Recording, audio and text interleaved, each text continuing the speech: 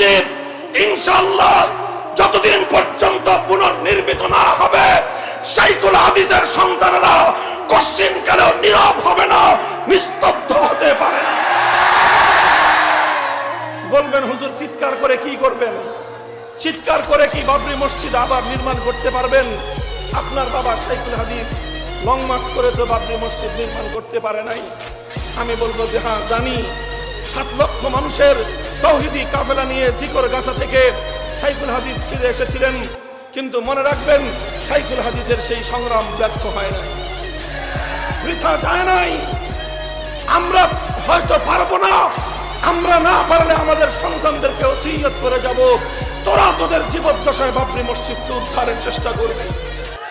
সন্তানদেরকে বলে যাব, তোদের জীবদ্দশায় না হলে তোরা বংশানুক্রমে পরবর্তী প্রজন্মের কাছে আমানত রেখে যাবি। আল্লাহর ঘর মসজিদ বাইতুল্লাহ বাবরি মসজিদ পুনরুদ্ধার করতে